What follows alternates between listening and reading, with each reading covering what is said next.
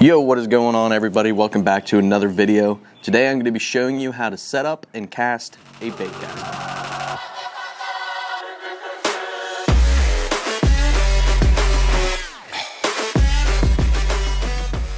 So first off, before we get into the whole casting stuff, we have to set up our baitcaster. So there's a couple things we need to talk about when it comes to that. The first is the reels.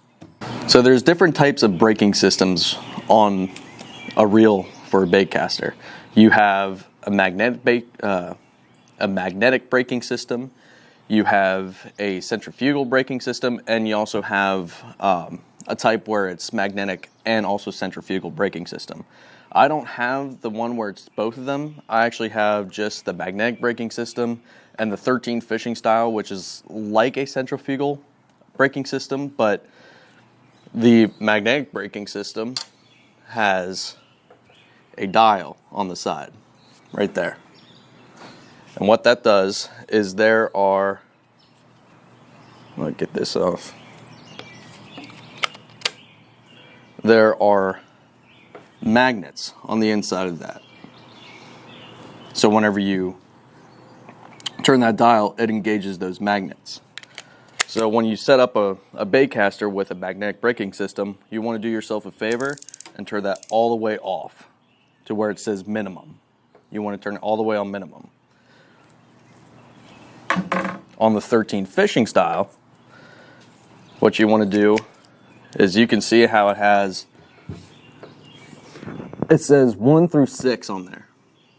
You want to go ahead and set that on 3.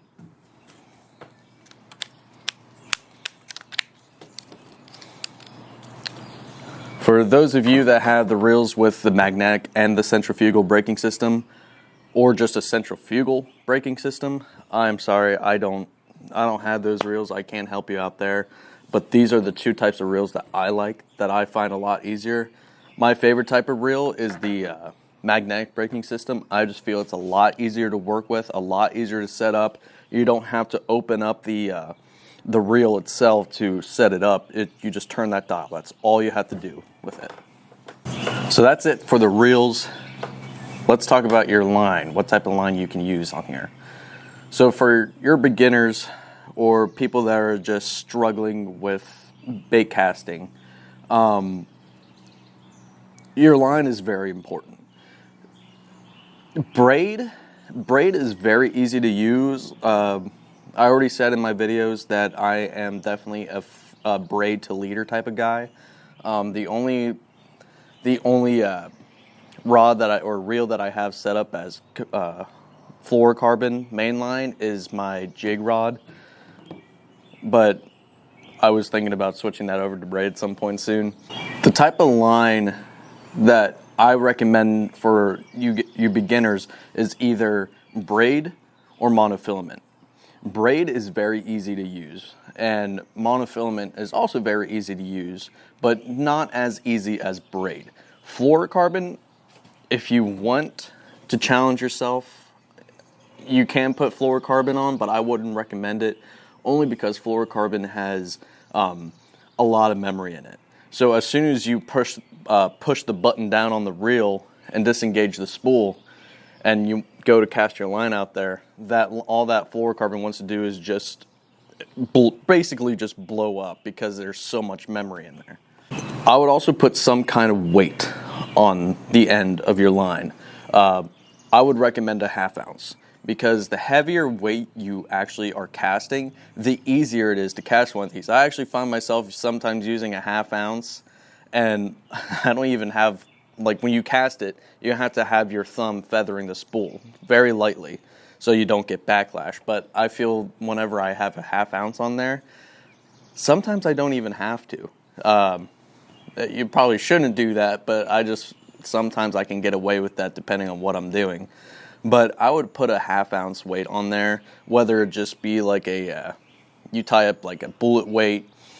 Actually, you don't tie a bullet weight on there. I don't know how you'll do that.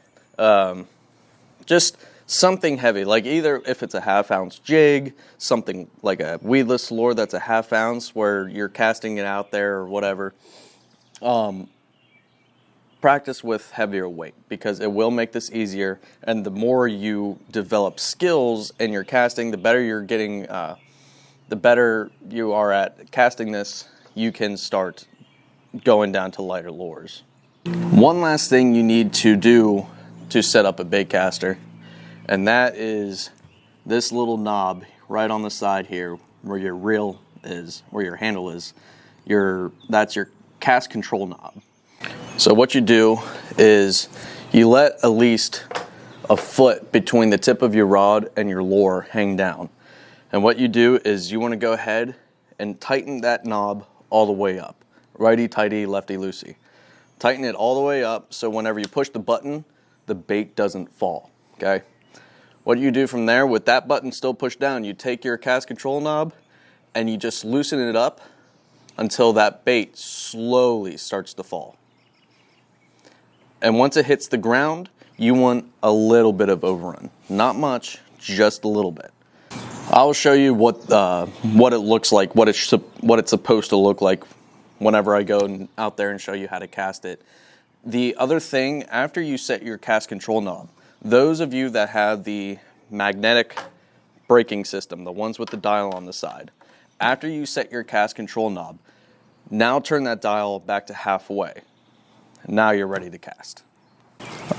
Okay, so I'm going to show you what it looks like when your lure's falling, what it should look like when you set the cast control knob. What I didn't tell you is you actually want to have your rod at like a 45-degree angle. And if you have it set up correctly, when you push that button, that's what it should look like. Nice and slow. That's how slow it should fall. Okay, so now your casting technique. When you cast, what I think about is you're basically making a C, okay? Kind of coming up and around, up and around. And it's nice and smooth. You don't want to whip it. You guys who cast spinning rods, you're used to the whole, almost like you're flicking it almost with your wrist. This is just a nice, smooth motion with your arm. Okay? Now, here comes the part where it's a lot challenging for people. Actually casting it. Before I do that, let's talk about how I grip it. So you have this little knob right here, or whatever you want to call that, okay? What I do is I put my index finger on one side and the rest of my fingers on the other, okay?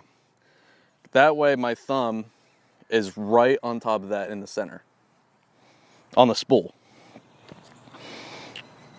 So when I go to cast this, you want your thumb to feather the spool, or just lightly. You want your thumb to be on the line lightly, okay? You don't want to take your thumb all the way off, because that's how you get bird's nests. But what you do from here is you just feather your spool, push the button down, and a nice smooth motion. Okay, I'll do that one more time for you as I reel in my fluke here. Okay, you have your grip set, push it down, keep your thumb on the spool so your lure doesn't move before you cast it. And as you let it go, feather the spool with your thumb.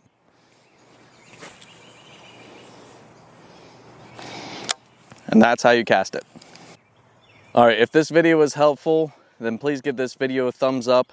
If you want to come support my channel, please hit that subscribe button for me.